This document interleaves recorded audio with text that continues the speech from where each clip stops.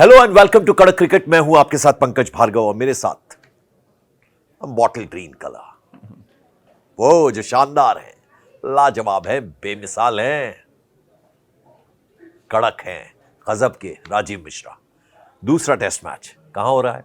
असम के गुवाहाटी में। स्टेडियम का नाम बड़ा खूबसूरत है और हमारी टीम पहला मैच हार चुकी है। अब ऐसे में गंभीर सवाल यह है कि कप्तान शुभमन गिल, वो उनको गर्दन में कुछ हुआ, स्प्रेन आया या वो, तो उनका कल मेडिकल एग्जामिनेशन होना है।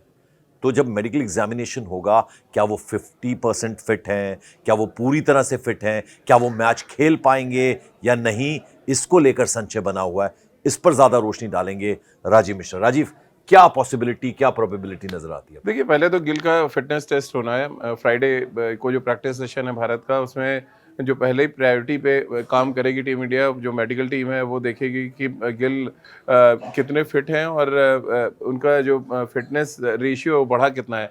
यानी कि जो कोलकाता में जो प्रॉब्लम हुई थी वो बढ़ी है, घटी है या सेम उसी जगह पे है, उसका इंस्पेक्शन होगा और उसके बाद ही ये क्लैरिटी मिल पाएगी कि गिल अवेलेबल है या नहीं। बट मेरा ये मानना है पंकज भाई कि अगर वो 100% फिट नहीं है तो उनको नहीं खेलना चाहिए, क्योंकि बहुत लंबा क्रिकेट सीज़न है। 2 फॉर्मेट के हमारे वो कैप्टन है और कैप्टन अगर टीम के साथ नहीं होता तो पूरी टीम बिखर जाती है, पूरी रणनीति बिखर जाती है। हम सब ने देखा है जब गिल कोलकाता में इंजर्ड होकर बाहर गए, ऋषभ पंत को समझ ही नहीं आया थोड़ी देर तक कि क्या चलना है, कैसे टीम चलेगी, किस गेंदबाज का इस्तेमाल करना है। तो रेगुलर कैप्टन का ना होना और एक पार्ट टाइम कैप्टन का आना टीम में बहुत बड़ा फ़र्क डालता है। वो तो चलिए, हमने कई बार ऐसा हुआ है कि पार्ट टाइम कैप्टन है, हमने मैचेस जीते भी हैं, बट ओवरऑल सिनेरियो पे अगर देखें तो बहुत अच्छी चीज़ नहीं होगी। और गिल का कहते हैं लॉन्गर वर्जन में अगर हम देखें, ब्रॉडर प्रोस्पेक्टिव देखें, तो गिल को अगर वो 50% भी फिट है तो उनको नहीं खेलना चाहिए जब तक कि वो 100% श्योर ना हो कि हाँ वो पूरी तरह से फिट है। इससे पहले कि मैं एक तीखा सवाल आपसे पूछूं, जरा उससे पहले मेरे एक और प्रश्न का जवाब दीजिए। Whatever has happened to Shubman Gill, excess of cricket की वजह से हुआ है ये? इसमें बिल्कुल, अब कोई इसमें दो राहें नहीं देखिए, है। इसमें कोई एग्जैक्टली हुआ क्या उन्हें? क्योंकि आप क्रिकेट को और ये जो इतनी इंजरीज होती हैं, जितनी ये स्प्रेन्स वगैरह आते हैं, उसके बारे में आप ज्यादा समझ पाते हैं, देखिए, बता भी एक पाएंगे। एक तो पंकज भाई क्या होता है कि वर्कलोड स्टिफ नेक मैनेजमेंट की है, बात क्या हम है करते हैं, एग्जैक्टली? तो वर्कलोड मैनेजमेंट सिर्फ जसप्रीत बुमराह के लिए नहीं हो सकता ना। हाँ, वर्कलोड मैनेजमेंट उन सभी खिलाड़ियों के लिए आपको करना पड़ेगा जो तीनों फॉर्मेट खेलते हैं। बिल्कुल। जैसे जसप्रीत बुमराह के अलावा यशस्वी जायसवाल है हमारे पास, शुभमन गिल है,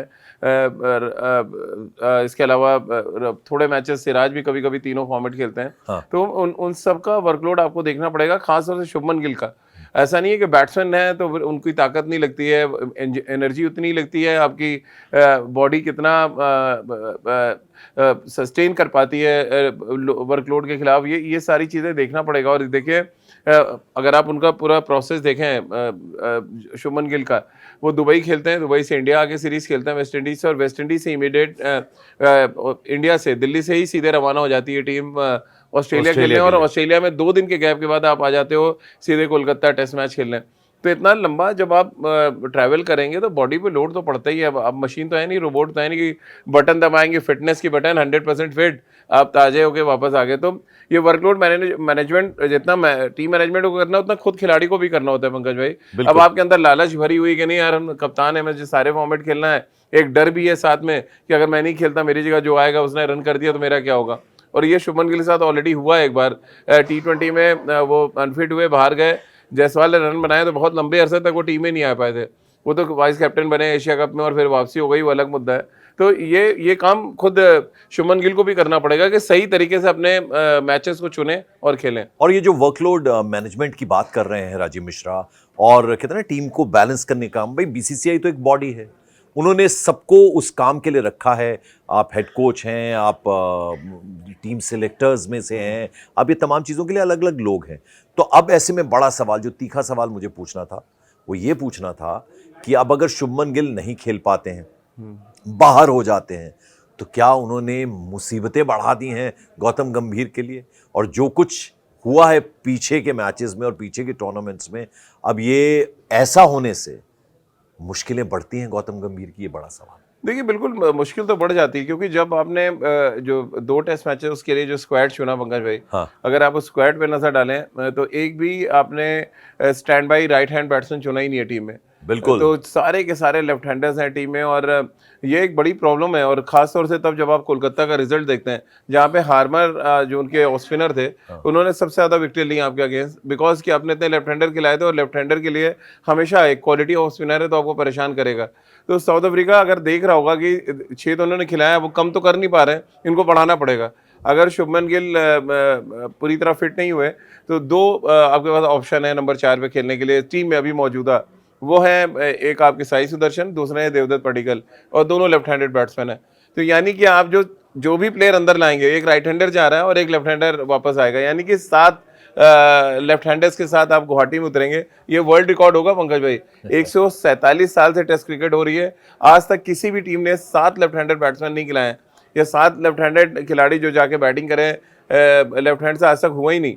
तो ये कारनामा भी गौतम गंभीर के नाम पे लिखा जाना था, क्योंकि ये तो जब आप टीम सेलेक्ट हो रही थी, अजीत अगरकर साहब का भी यहाँ पर मुझे लग रहा है उतना ही योगदान है जितना हम गंभीर के बारे में बात कर रहे हैं, क्योंकि अजीत अगरकर ऐसा ब्लाइंडली टीम सेलेक्ट कर रहे हैं। और हैरानी मुझे अभी तक ये है कि अब देखिए टेस्ट मैच के लिए तो अब एक दिन कल है, वो आपका प्री मैच प्रैक्टिस होती है, और आप ऐसा नहीं अब कोई खिलाड़ी को आप जोड़ लेंगे रातों रात, तो आपको वही 2 अवेलेबल हैं, और साथ ही नीतीश रेड्डी हैं जो ऑलराउंडर है। अब आप ऑलराउंडर बढ़ाएंगे नहीं, क्योंकि ऑलरेडी आपने 6 खिलाए हुए हैं बॉलर। अब नीतीश रेड्डी को अगर आप लाते हैं शुभमन गिल की जगह, तो 7 गेंदबाज हो जाएंगे। क्या आप ऐसा करने की स्थिति में, जिस तरह से आपको लताड़ा गया है कोलकाता में हारने के बाद, तो ये जो खिचड़ी और ज्यादा पक गई है, या और ज्यादा हम कैसे उबाल आ रहा है उसमें, उसके पीछे की वजह तो गिल बन चुके हैं। अब इंजर्ड है, अब इंजर्ड प्लेयर को रिप्लेस आपको करना पड़ेगा, और जब रिप्लेसमेंट पे आप नजर डालते हैं तो वहाँ देवदत्त पडिक्कल और आपको साई सुदर्शन नजर आ रहा है। राजीव, आपने बहुत सही बात कही थी। आपने कहा जब तक सब कुछ सही चल रहा है तो कई चीजें नजरअंदाज होती हैं, तो क्या वो सब कुछ सही चलेगा यही मान के गौतम गंभीर की यही स्ट्रैटेजी रही है, और जो उनका कुछ लोगों के लिए स्पेशल मोह है कि उन्हें खिलाना ही खिलाना है, और शुभमन गिल को भी जैसा आपने बोला कि एक दिन आएगा कि वो तीनों फॉर्मेट्स के कप्तान होंगे, अब लगभग उसी तैयारी पे चल रहे थे वो, तो चलो ये इंजरी हो गई, ये प्रॉब्लम उनको हो गई शुभमन गिल को, तो स्ट्रैटेजी कहीं ना कहीं पुअर स्ट्रैटेजी से कहा जा सकता है। बहुत पुअर स्ट्रैटेजी है, और ये मतलब आप जो रणनीति बना रहे हैं वो फेल हो रही है बार बार।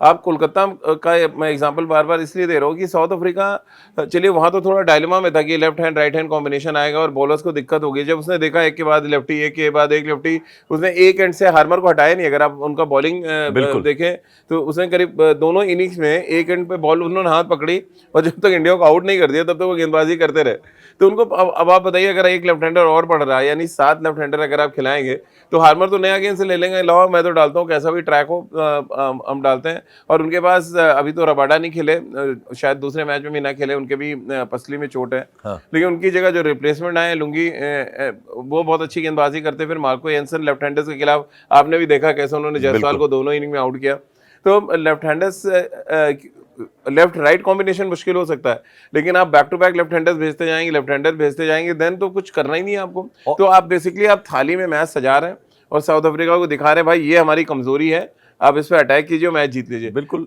तो ये नहीं होना चाहिए था, जो अब हम सबको पता चल चुका है कि 7 लेफ्ट हैंडर खेलना ही खेलना हर हाल में।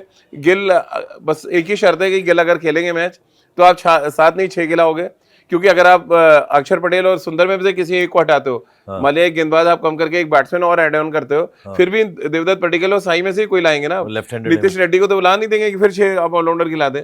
तो लेफ्ट हैंडर हर सूरत में आपके 6 रहेंगे, और गिल नहीं खेले तो 7 हो जाएंगे। बिल्कुल। और फिर एक बड़ी बात आपने ये भी कही थी कि ऋषभ पंत जो है वो पार्ट टाइम कैप्टन है, तो वो उतनी रिस्पॉन्सिबिलिटी क्यों लेंगे? वो तो एक मैच के लिए कप्तान है, हटेंगे ही वो, उनको ये दिमाग में रहेगा। तो मुझे लगता है कि वो भी एक डिसएडवांटेज रहती है। पार्ट टाइम कप्तान जब रहता है तो टीम उनकी वो रिस्पॉन्सिबिलिटी जो शुभमन गिल लेंगे, क्योंकि उन्हें मालूम है लंबे वक्त के लिए वो कप्तान है, तो वो रिस्पॉन्सिबिलिटी का भी तो थोड़ा फर्क होगा। फर्क होता है देखिए। और ऋषभ पंत को एक समय तो फ्यूचर कैप्टन के तौर पे देखा जा रहा था, और आज भी टेस्ट क्रिकेट में वो नंबर 1 ब्रांड है। विराट कोहली और रोहित के जाने के बाद उनसे बड़ा मैच विनर है नहीं देखिए टेस्ट क्रिकेट में कोई।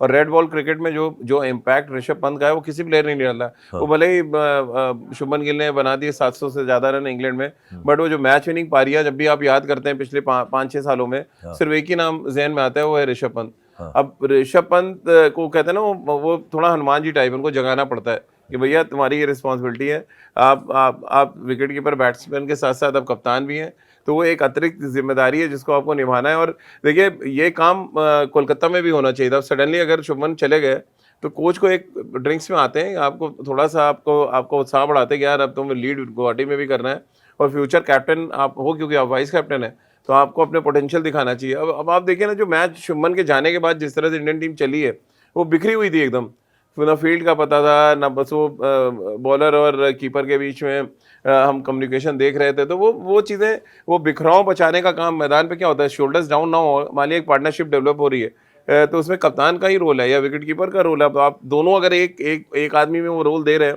तो उनका काम है कि पूरी टीम को मोटिवेट करके रखें। देखिए टेस्ट क्रिकेट ऐसा है पंकज भाई, हर सेशन में ना कभी आपका अच्छा सेशन जाएगा तो कभी दूसरी टीम का जाएगा, बट वो खराब टाइम में आप कैसे टीम को मोटिवेट करते हैं, वही अच्छे कैप्टन की निशानी होती है। और मेरी ये तमन्ना रहेगी कि 5 दिनों तक मैच चले कम से कम, वो 2 नहीं, वो होने के चांसेस है, क्योंकि बीसीसीआई ने क्यों अपने हाथ में ले लिया है सब कुछ। तो अब मैं सवाल आपसे ये पूछना चाहूंगा, वो हमने बता दिया था कल पिछले अपने प्रोग्राम में कि कैसे वो पिच क्यूरेटर को पूरी फ्रीडम है कि वो अपने हिसाब से पिच बनाए और कोई दखलंदाजी नहीं होगी, यदि होती है तो सीधे बीसीसीआई को कंप्लेन कर सकते हैं। तो अब हम उम्मीद करते हैं ग्राउंड बहुत अच्छा बनेगा। बिल्कुल। और अब जरा पॉजिटिव्स की बात कर रहे हैं हम, तो बुमराह की बात कर लेते हैं। जी। वो बुम बुम बुमराह मैजिक चलेगा ये इस ग्राउंड पे?